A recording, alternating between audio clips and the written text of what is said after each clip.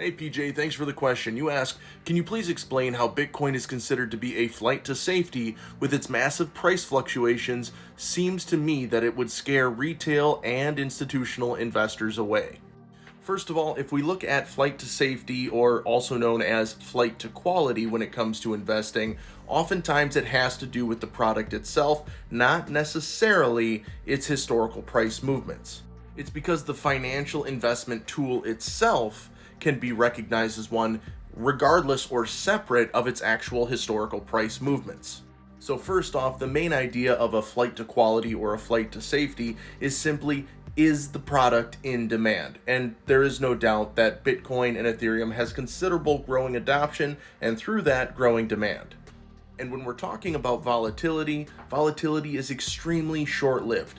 Most of the time when you're talking about the smart money, which by the way, we are in the part of the Bitcoin adoption process where smart money is now running the industry. It was previously front run by retail investors like you and I, but now the vast majority of the funds coming in are going to be from investing companies or individual wealth funds or just really wealthy people that have a mindset of at least 4 years out, which is typically an economic cycle. And when you're analyzing something like Bitcoin through the lens of a 4-year cycle, if you go back and look at the chart, all of that volatility in between is just noise.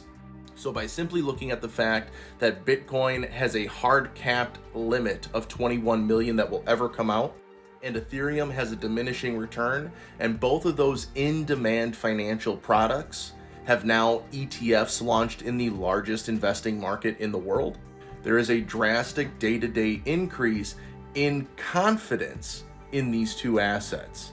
But again, it's hard to see that if your mindset is anywhere between 1 and 3 years or even less than that. So again, we're looking at least a 4-year cycle here, which matches global economic cycles, which is much longer than most retail investors who have previously run the market before now.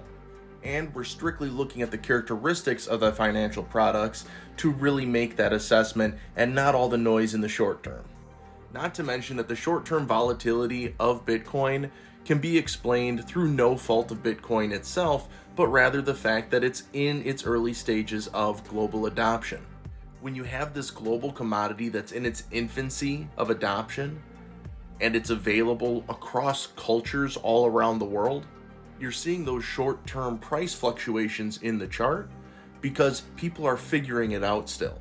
But as people get more educated on this product and more adoption and regulation gets to escort it through its adoption cycle, we will eventually see less volatility as that investment product reaches its maturity and matches that of the current valuation that is given by a fully educated, free-willing, open market.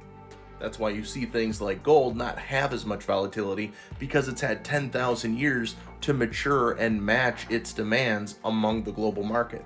Anyways, if you enjoy these conversations with me about cryptocurrency and other investments, make sure to hit that like, hit that follow, and hit that share button. We'll see you next time.